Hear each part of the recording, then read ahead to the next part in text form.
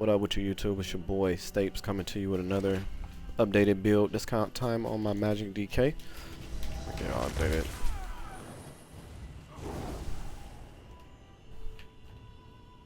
Here's the stats.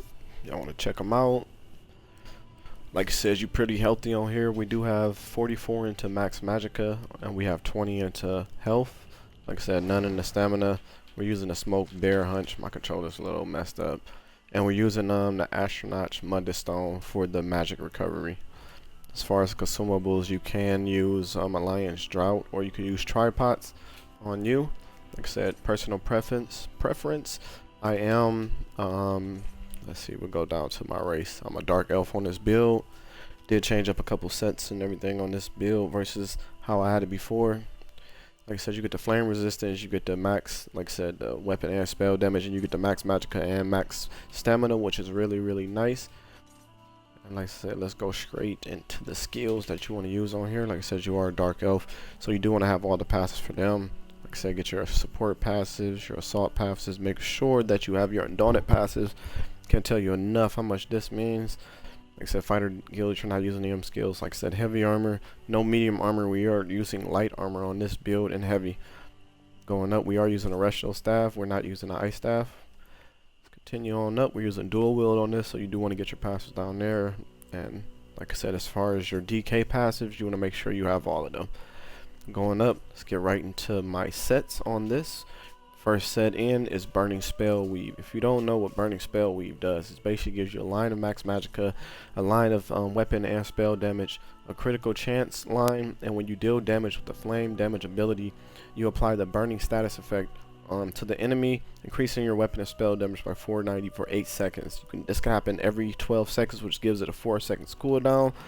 That's a lot of damage, so you get that from this, your breath, like a lot of your DK skills is going to automatically proc that for you, so you'll have that up pretty much all the time. And like I said, you're getting 490 extra weapon and spell damage.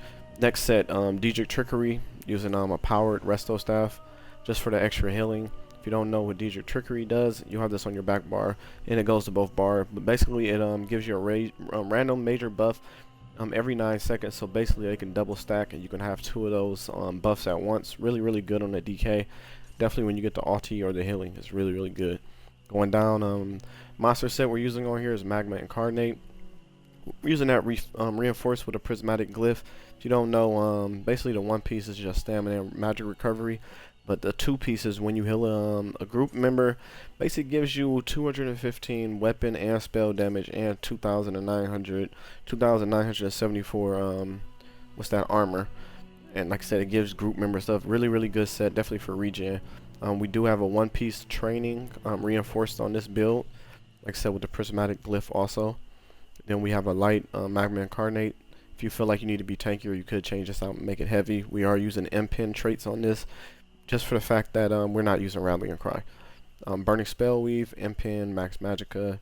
Like I said, you want to have this on the small pieces also. Like I said, Max Magicka, M-Pen on the light pieces also. Going down, you want heavy reinforced Daedric trickery on the pants, and light you can do Burning Spellweave, M-Pen on the, like I said, the boots. Going into the jewelry, you want Daedric trickery with reduced magic cost of spells. Like just for sustain, this is off the hook. Like you can change this out for like a prismatic glyph, but this works really well. Next, we do have 262 weapon damage. Do use weapon damage on a magic build. I know it's weird, but it's been like this way. Stacks better. And we have another reduced magic cost spell here.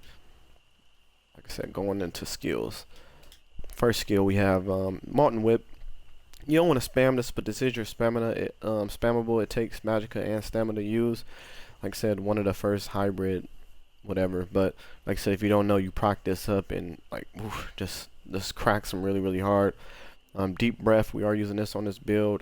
When you cast this towards people that are just spamming like arrows and whatever, you do interrupt them, which is really nice. But after 3 seconds or 2.5, you explode with a big boom bomb. Is more burst than what I was using with the burning embers. Like I really like this a lot better, definitely with the heal also. Next, we do have Shattering Rock. That's our CC of choice on here. This cannot be blocked, and it's just basically just a heal after. That's off the hook. Really good skills. Your CC, put it on several people, keep going. Next, Nocturnus Breath, using a stamina morph for this, just because it gives you the major breach, which is really nice, and it's a way to dump off some of your stamina. And if you do, or if you are low on stamina, you can heavy attack with your, like I said, your dual wield bar. Next, Flames of Oblivion. This costs 1,408 on this build. This costs barely anything at all. You can spam this over and over and over, like really good, and it procs up your whip. Ultimate of choice on the front bar is Ferocious Leap. Just great, and the damage shield is really slept on. Like, oh my god, best ultimate besides corrosive. Next, Cinder Storm. We're using this now. You just want to quick cast this on the ground, but just a heal, and it's a snare while they sit inside of it. Really good. Like I said, it costs nothing, so it really helps with your sustain. Next, we have Igneous Weapon. This lasts for 72 seconds, which is really nice. Just increasing your weapon and spell damage, major brutality, and savagery. Next, Coagulating Blood. Use this. This is, you want to use this when you're under 50%, but literally you could spam this like one. If you wanted to, you could just spam it. Just, you get a lot of them if you needed to really heal that way, but I wouldn't recommend that. Volatile Armor. This is your major resolve on a build, and like I said, it's actually another little quick quiet dot that will proc, like I said, your burning spellweave also.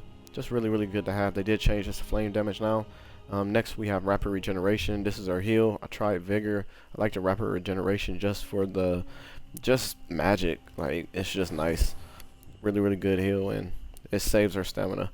Ultimate of choice on the back bar is Corrosive. Everybody knows what this does. Really good ultimate. Bang, you go through their penetration, which is really nice. Let me go back to the traits, but like I said, let me go to my traits on my main weapon so you can see. Because of that, we do have decisive trait, and we have a charge trait on our front bar, because we didn't want to go with just sharping, just taking to penetration, and it's decisive for the ultimate gain. It's really good on a DK. Next, we'll go right into my champion points. If you want to check this out, like I said, at any moment, if you want to copy and paste them, you can, but these are the ones I'm using at the moment. Green tree doesn't too much matter, but currently what I'm using. Feel free to pause it at any time. Trying to make this quicker, but survival instinct is like just pretty simple, pretty standard champion points for the most part.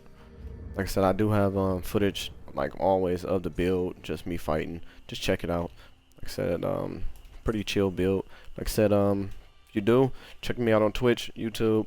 Holla at your boy. But that's just a little quick updated build. Holla at your boy. Peace.